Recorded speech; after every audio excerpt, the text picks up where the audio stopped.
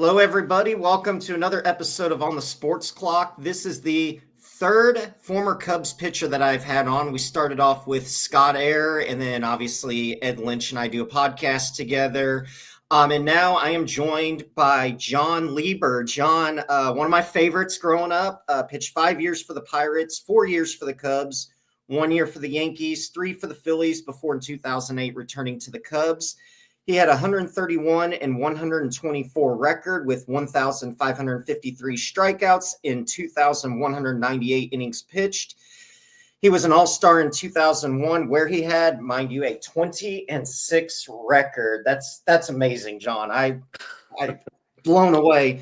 The other thing that blew me away too, Jon, and maybe this is kind of my old school coming out in me / everything going on in baseball that I have a few thoughts about. 25 complete games in 14 years. My honor to have on Jon Lieber. Jon, how are things you're in Mobile, Alabama, correct? Mobile, yes, sir. It's very nice out right now. A little humid, but I think it's about 68 degrees, and a little bit better in some other areas in the country. So, but doing good. Thank you for asking, and thank you so much, Tyler, for having me on. Yeah, absolutely. Absolutely. So first question right off the bat is 2016, you were former Cub. Having kind of watched that season, I'm sure you were following it. What did that 2016 season mean to you being a Cubs alumni? Well, it was really cool, really special. I had the opportunity to go out to spring training that year and hang out for a couple weeks with the team, and they brought in some big names. I think that year, the year before, that was the year they brought back Dexter Fowler, and Lester was a big part of that rotation, and really getting everybody to buy into what they're there for, and that's to win a championship. To bring one to Chicago after so many years. So very special group of guys. I was so excited to see them put it all together. It was kind of surreal, to be honest with you, at the end of the season when all that was happening. And I think a lot of people, Cubs Nation, was shocked, like, wow, we really did it. So, but there was just so many key components to that team, and the manager, Madden, I think was a big part of that. And obviously, bringing Theo in to be the general manager, like they did, the Ricketts bringing him in, really changed the culture of the ball club. For sure. And real quick, before we kind of talk about your career and your playing days with the Cubs, and I did not plan this, but I've been moving. Moved in last week to Alexandria, Virginia, and I was going through boxes this morning and pulled out some old baseball cards. And again, I did not plan this for the podcast. You can ask Ed, because I am ready for this move to be over and he has to hear about it every day, or all these boxes to be unpacked. So I'm just unpacking. But one of the boxes I unpacked, I did come across this baseball card of you. So definitely wanted to share that. That's awesome. Yeah, it's brought back a lot of memories. I was listening actually this morning too as I was rolling out of bed. You did an interview about 5 years ago with Andrew Bellison, and he mentioned that waking up or coming home from school, running from the bus to go watch the 7th, 8th, 9th innings of games, and I did the exact same thing. 98, 99, 2000 run, and Chip Carey and Stoney would be announcing, and it was always. Andrew was right, though. Sometimes I could never catch the 7th inning stretch because you worked way too fast. Well, I was a fast worker. That's for sure. I mean, I took a lot of pride in that, and I think the guys truly enjoyed it as well. They could make plans at night for sure. Before the sun went down sometimes. So, just great memories for sure. I was wanting to go out there and not mess around, and let's get the ball, let's go. So, and then go have a soda at Murphy's Bleachers afterward, right? Yeah, every now and then.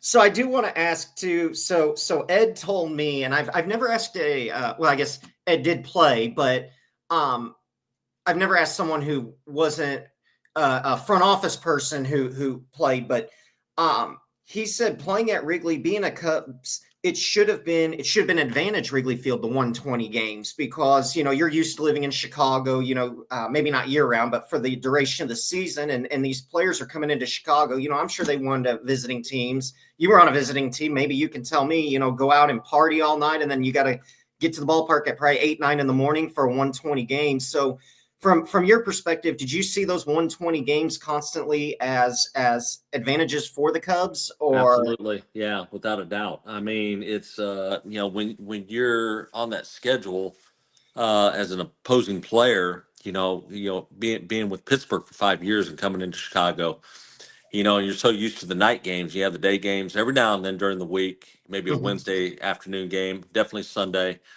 but then you might come in and play 3 day games. I mean, that's just a shock to the system, especially for the position players. So, um, I think it was definitely an advantage. Not I'm not going to say guys partied all night, but it's just resetting your schedule, and you're coming from a different coast or whatever. So, um, for me as an opposing player, when I first came in, you always look at the size of the field and what's the advantage going to be for you. How are the flags going? And that kind of plays with your head a little bit. But luckily, I was very successful pitching at Wrigley and obviously being a ground ball pitcher. So I absolutely loved the day games when I got over there. It was just something about it. I felt like it was a regular 9 to 5 job to say, and I had the evenings mostly free, so it was great. It was awesome. And you don't have to answer this if you don't want to. I'm just curious. I'm always curious to ask. Where did you live in Chicago? Did you live in the city, or were you Oh yeah, somewhere? no. So my first year, we lived down off of Michigan Avenue on Rush Street there. Not down to where all the other stuff was, but there was close to the water tower, kind of a couple blocks over. Um, and then I was able to get that 3 year deal Hmm. through the Cubs, and we bought a house out in not Lake Forest. Is it Lake Bluff? I can't remember. It's next to Lake Forest, Hmm. and I remember Joe Girardi had a house out there. So we bought a house out there where we raised our kids for 3 years, and then Joe and I we would take the car in Hmm. together, and then my wife at the time, my ex-wife now, but um, she would come in later with the kids and so forth, and then I'd ride home with her. So, yeah. And I was laughing not at you for the water tower. So I actually lived off of I lived probably a block from where you did when I was going to Loyal. I was on a Pearson and Wabash, so I'd go out the door, Oh make a yeah, left, and yeah, Rush was right there. So we had like the Mercedes Benz store was right yep. there, right next to my apartment. I'd walk by and be like, "Wow, those are nice cars I'll never be able to afford." So I know right where you were at. I So love that area. yeah. In fact, when I came back in '08, I stayed in the same place. It was called the Chicagoan.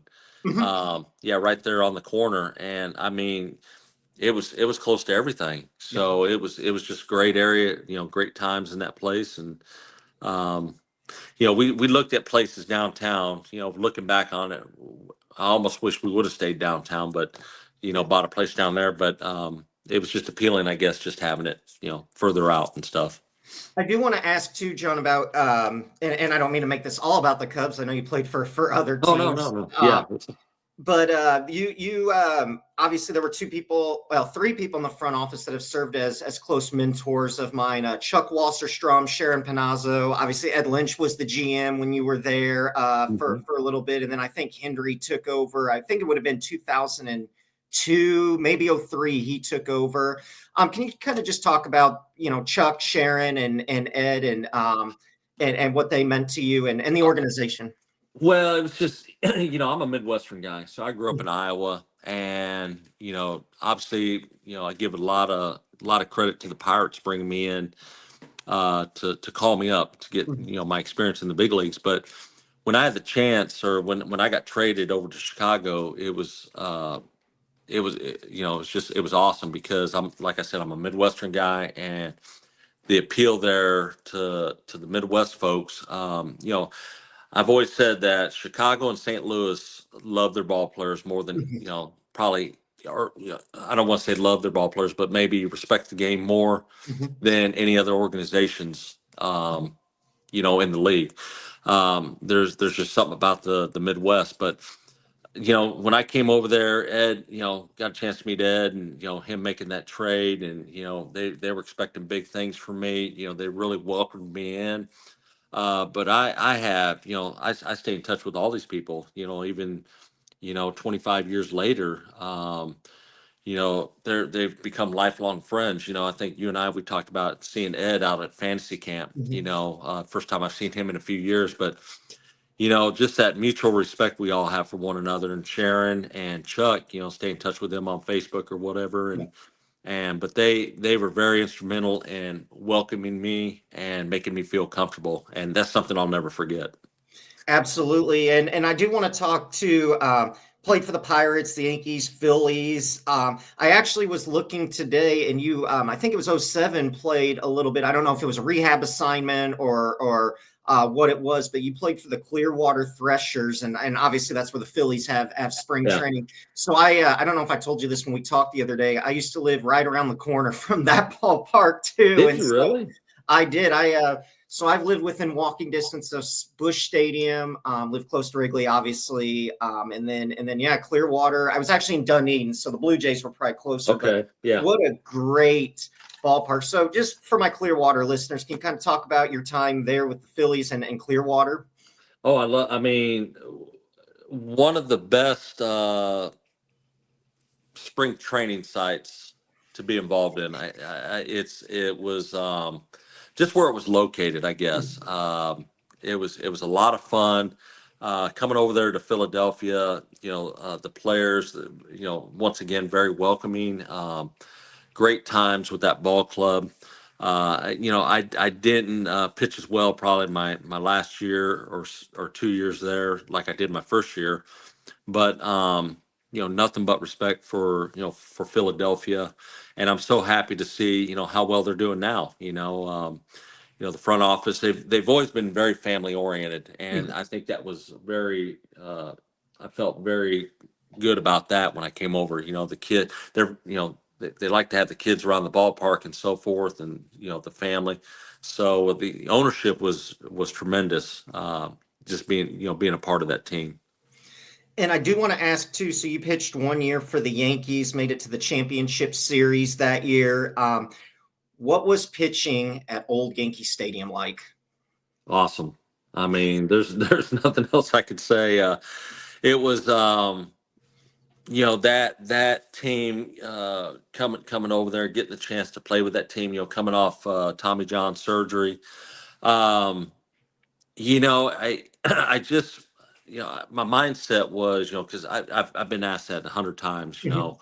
And they always say if there's something about putting on the pinstripes, and to me, I don't know. I just didn't feel that. I was just like trying. I just wanted to be healthy. I guess I think that was the only thing on my mind was I just want to be able to get through 5, 6 innings. But once again, you go back to the atmosphere, and there's nothing like it. And looking back on it so many years later, there's right. I mean, it's just.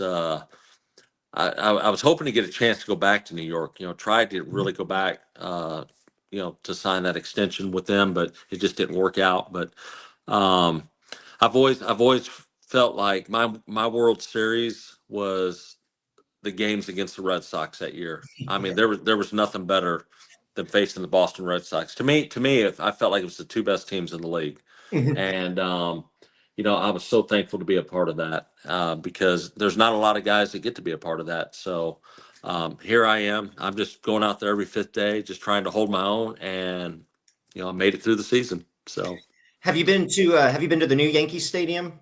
I have. It's beautiful. Yeah. It is. It's I went to one game, actually '06, ironically. I went to one Oh, game at Old okay. Yankee Stadium. Yeah, we were actually there a week before they broke ground on the new stadium. So that was kind of cool. And then having worked for the Yankees last year, I was there every day at the ballpark. But just great places. And going back to Wrigley, do you get back to Wrigley, Chicago much? I, I haven't been to a game there in a few years. I'm hoping to do that. My wife now got remarried 3 years ago, so Kim has never been there to a game, and so we're hoping to maybe make it up this year or hopefully sometime in the near future. But I do make it back for the conventions every year. Yep. Luckily, I get invited back. Thank God. That's always a good time. Yeah. So, but yeah, I'm really looking forward to taking Kim up there for her first game. So. And it's definitely, this as well as I do. It's changed a lot. A lot. They, I know some people might not be happy about it, but I think they've done a really good job kind of keeping the history of it and not revamping it too much. But they have done a tremendous job around outside the ballpark, um, just adding more things to it, I guess. So So I've actually never, in all my conversations with Ed, I've never asked him this. So, and I'm going to put you on the spot a little bit now, and I'll ask Ed later when I talk to him. So you're coming into Wrigley as an opponent, and that locker room there hadn't changed. I think it just got renovated for the first time since like the flipping whenever that ballpark opened. 70s, Yeah, 60s, yeah. or something like that. It it sits up above the concourse. So when you're walking down the concourse down the first baseline, it actually sits up. You could tell where it's at or used to.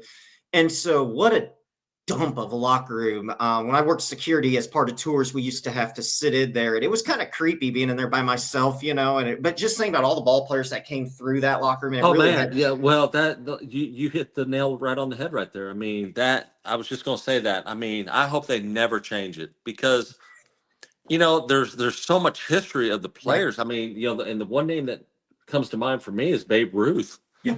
I mean, that when as a visiting player, one of the coaches brought it up. I can't remember who, but and I'm a big baseball history guy. I love the history of baseball, and you think about it. Babe Ruth walked down this hallway to the dugout and stuff like that, and it's that's never changed, Yep. and it's pretty amazing if you think about it. There in Fenway, the history of what has been in those stadiums is pretty cool.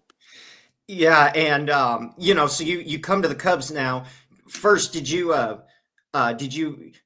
let me ask, I'll take a step back. The rumor going around, or the what do they call it? The tale going around is that rookies would come up and ask, where's the video games and all that, and the nice couches and all that. And they'd say, you go out that door by the laundry room, you'd be in a towel or whatever, that you'd walk out and there's the concourse, and they'd lock the door behind you and you'd have to walk all the way. You never had to take that walk of shame. You never fell for that, did you? I never did. So, but no, there was some stuff as a visiting player though. They would give you the walk of shame in that visiting clubhouse. So, but Yeah. So then you signed with the Cubs, and did you know that the Cubs locker room was just as bad, if not worse, than the visitors? Or did you think, man, I'm going over to the Cubs, this is going to be nice? And then were you like shocked when you walked in? You're like, this is basically a hallway with lockers in it. well, to be honest with you, I was with the Pirates and we were Mhm. at Three River Stadium. Yeah. So,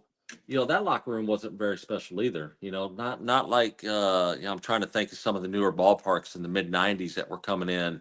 Um, but there was really, you come from Three Rivers and kind Mhm. of the same layout, maybe a little bit bigger, but nothing fancy like they have nowadays. I mean, it's unbelievable. But no, I just you come in there. It is smaller, but you make do with it. The Yeah. bottom line is, I think today's players are so spoiled. It's unbelievable, and we've done that to them over time. Not saying it's right or wrong, but that's what's happened, and they're taking care of an investment, which is good. But my job there was to, hey, I'm in the big leagues. I get to pitch every fifth day. That's my goal, and that's all I care about. It'd be nice to have all the stuff like they have nowadays, but and to me, I feel like it would be more of a distraction because the first really nice clubhouse that I've ever been in was when I went to Philadelphia. Mhm. Because I was in the old Yankee Stadium and they did the best they could. That was a step up from Three Rivers and Wrigley Field. Um, and then go to Philadelphia. It's like, wow, this is pretty nice. So, but Now you played under with the Cubs. You played under Jim Riggleman and Mhm. Don Baylor. So from a player's perspective, and let me preface it: Jim Riggleman, Riggs, as you call them, great friend of Ed and I's show. He's been on several times. Ed unfortunately had to let him go. I believe it was after the 2000 or 2001 season. Baylor comes in. From a player's perspective, what was that like? How did you find out about the change, and was there? Did you feel a lot of change from one season to the other after you went from Riggs to Baylor? You know, coming over as a player, just got traded over. Like I said before, Riggs was awesome. He a very good communicator. They were just coming off the playoff series in '98, and so there was high expectations for that team. There was a lot of guys that, you had the Rod Beck, Mark Grace was there, Terry Mulholland, Blauser. So they were expected to make that next step, and then obviously I think we lost what 90 plus games that year, and so you could kind of feel it that. Riggs. I think Riggs has been there for what about 8 years, maybe, and I think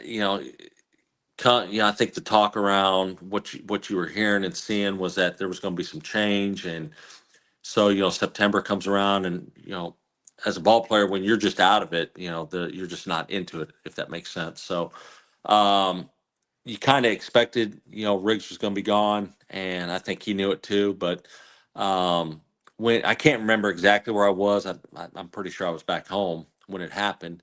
And but when they brought in Baylor, Don Baylor was coming, off some pretty good seasons with the Rockies, and whenever you get new management or a manager or whatever, it's just refreshing for the whole club. It's like, okay, let's see what we can do, and obviously, that 2000 season when Don came in, we struggled like, once again really bad, and 2001 was great. Yeah, But then we went back to '02 and we struggled again. So, and then there was a change after that. So anytime you go through that, it's unfortunate. Um, but I tried not to think about it, and I didn't let it affect me. I tried to go out there and do what I needed to do, and give the team a chance to win.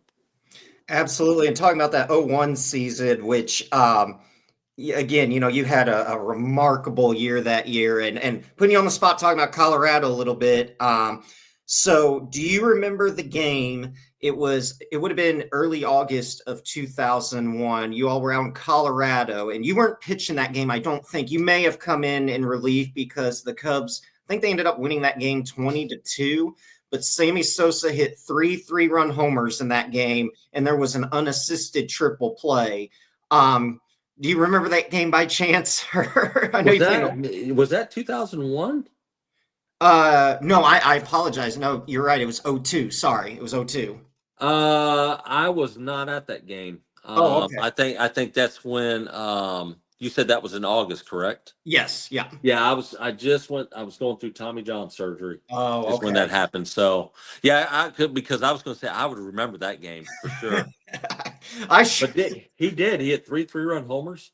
Yeah, and I Oh remember that wow. game well because before the game we got to go down. They had like some sort of like where you got to go down. Fans could go down and get their picture with all the players, and so obviously the line was so long for Larry Walker and Todd Helton that if you went to go get your picture with them, that was the only pictures you were going to get. It. So I ended up I think getting my picture with a bunch of the guys, but I remember Mike Hampton in particular. That was kind of cool. He's a funny guy. I don't know if you know Mike that well, but he's No, I haven't. We're friends on Facebook and yeah. stuff, but yeah, he seems like he's pretty good guy and stuff. Hopefully get a chance to meet him one day. Yeah, yeah, for sure, for sure. Real quick, John, and what are you doing now? What's kind of your day to day now? And I'm obviously we're on Facebook, and I see what you're doing, but tell our listeners what you're doing. I'm going to give you a little free advertising if you don't mind. Sweet. No, I appreciate that. So anyway, I've been out of the game now for golly 17 years, which is hard to believe, but Really just kind of laid low for about 6 7 years. Unfortunately went through divorce or separation in 16, and then went through a divorce in 2022, got remarried in 22, and so been happily remarried to my wife now, Kim. Mhm. And we together, both of us, although I will say, I have to say this, she does majority of the work, if not all of it. I just try to bring people in, but we've started up a travel agency through Cruise Planners, and the name of our company is KK's Getaways. So KKS Getaways .com. So if anybody's out there interested in taking a trip, in the near future, whatever, please look us up. We'd love to work with you. But it's been really exciting. That's one adventure that we've done, and like I said, Kim's heavily involved with that. Uh, I've been working with kids on the side. I've Mhm. kind of picked up on that. I've done it in the past a little bit, but I've kind of gotten into giving pitching lessons to kids. I wasn't doing it before because my kids were still small and I just wanted to be at home. That can be very time consuming, especially when they get out of school. So right now my kids have grown, they're older, and I've enjoyed it. I really have. To see the excitement on their faces when they're learning something new. And I don't have all these answers to all these drills and so forth. I just try and simplify things and make it simple for them. So Yeah, and the one thing, real quick, and I know we're getting toward time here, but you and I have had a couple phone conversations, and I'll leave what we talk about between us. But the number of complete games has drastically decreased over the last few years, and we've got I've got certainly got my thoughts on it. But are you wanting to see the game go back to where pitchers are pitching more than 4 or 5 innings, or what's kind of and you don't have to answer this if you don't want to. I could. no, I don't. I could care less. I'm going to answer it the way I feel. I'm not a big fan of what's going on, and I know you've heard it before. I Mhm. know a lot of people. I'm having a hard time understanding, and the analytical stuff has made a big push into not only baseball but all sports. Mhm. Of everything in life, and um, you know. My stepson, he that's his degree is analytical. We've Mhm. talked about this, and I think there's a place for some of it, and I think he would agree as well that you don't need all of it, but the people that they bring in to be a coach or to be a part of a club or team or whatever, some of these people have never played the game, and they're going off of numbers of based off of what they see and everything that they put into a computer. And my whole thing about that is you really don't understand the situation unless you've either been on the pitcher's mound or you've been in the batter's box. Yep. Okay, that's like me going and telling a football team, no, you need to do it like this. I've never played football in my life, and I'm uncomfortable doing that. I am not going to. I don't care what the results say are going to happen. There's sometimes you got to go by gut instinct, Mhm. and you got to go on feel on how to get a person out. And I feel like everything's been drastically changed towards the velocity, towards the home Yep. run. There's no small game, and it's sad because you're taking something away. I don't know who was influenced by all this, but you're taking a thing that was not broken for 160 years, and all of a sudden you just want to make all these drastic changes. I'm not a big fan of Rob Manfred. I think there's been too many changes that he's tried to incorporate with the game, and you don't need to. Leave it alone. Um, if anything, and I understand, the talk about let the kids play. I don't think there's no more accountability Mhm. for players. I think it's just kind of a free for all. I'm not going to say that with everybody, but I think a majority of it, and it's kind of it almost looks like an I and or me. I'm sorry, me instead of team, if Right. that makes sense. But that's just my opinion. Yeah. and people are going to take it with a grain of salt if they will. Maybe some people will listen, but I miss the old game, where Mhm. my goal was to pitch as long as I could to get the game to the relievers, or hopefully pitch a complete game. Um, and the small ball, I miss it. Believe it Oh. or not, I used to hate it as a pitcher. It would drive me nuts. The hit and runs, the steals. Um, but that's what made it exciting. And it's unfortunate, but look, that's what the fans want today. And hopefully it's going to come back around. I don't know, but we'll just have to wait and see. Yeah, I'm right there with you. I miss that small ball. I miss the DA. I miss I love the National League. I'm a National League guy just because it makes things more interesting with the pitcher hitting. And I thought Joe Madden was really good at the double switch and Yeah. being able to kind of finagle that and you miss that. The other thing I miss too, and maybe you may disagree with me on this one, being that you pitched for the Cubs at Wrigley Field in April, mind you, in Chicago. But I missed the bullpen being down the right and left No, field. I do not. I do not. So look, I'm going to disagree with you big time on that, because I was in that bullpen in '08, and that was brutal. So I knew where you would they have just them now is perfect. yeah, Yeah. I knew you would probably disagree with me on that one, but from my take on it, I missed that. But Oh no, no, no, no. Yeah, I mean, look, because they're, you're putting them in there with the fans, and I think right. it is great. But man, when you got to sit down there and you got to wait 6, 7 innings before you might go in. That's why you see the guys always going into the clubhouse, Yep. because it's so damn cold, and Yep. you got to have a place to stay warm. Yeah. So, Did you have a lot of interaction? Because I mean, for those of you who don't know how the bullpen was set up, like literally, if this my wall, the fans literally right back oh, here. they're right there. Yeah. I I mean, mean, I was there at that game. I don't know if you remember this, but Chad Kruger with the Dodgers, they had the scuffle in the stands. Somebody oh stole his yeah, yeah, helmet. Yeah, yep, that was, I think it was '99, if I'm not mistaken. And Kruger's halfway up the bleachers, going to get his helmet. In today's game, you just never know with people. What they're going yeah. to do. Especially, that was a night game, and so I think it's good they've kind of separated that, put them where they need to be, just for a safety concern, because look, there's crazy people out there, and unfortunately, and so but for the most part though, it's great having that interaction with the Yeah. fans, and I know that, like yourself, you enjoyed it, and it's pretty cool.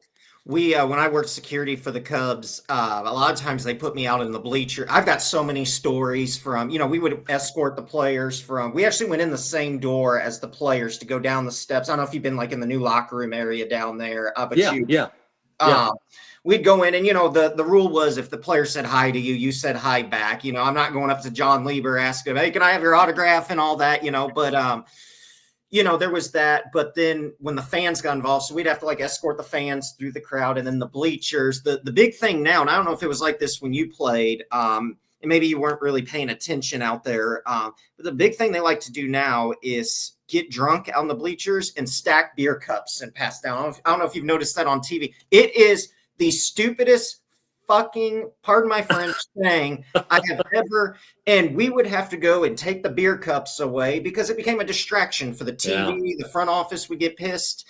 And then fans would be drunk and throwing stuff and booing. And it's like, for me, I'm there to watch the game. I don't want to see some asshole in front of me. Oh, let's stack beer cups. That's No, yeah, I totally agree. I totally agree with you on that. So, it, um, you know, they come up with new things. They're trying to do things, but yeah, you got to respect the other people around you for sure. Yeah, for sure. John, this has been great. Thank you so much on a Saturday morning for taking the time to do this. Hopefully you and I get a chance to meet each other Yeah, eventually. And maybe when you're at Wrigley, I'll try to sneak up there for a few days. It's an easy flight from DC into Chicago. And um, Definitely appreciate your time. I'm going to holler at Ed and Sharon later and tell them you say hello. They wanted me to make sure they knew you were coming on the show, so they wanted me to make sure they said hi. Man, yeah, please tell them I said hello, and I think about those guys a lot, and they have a special place in my heart for sure. They They really had do. they had nothing but great things to say about you, and yeah, I'm just so glad you came on. Glad we got to connect on Facebook, and let's do this again sometime. And I will definitely stay in touch with you. Appreciate your time, Jon Yeah. Lieber on the Sports Clock. Thank you, Tyler. Appreciate it, buddy.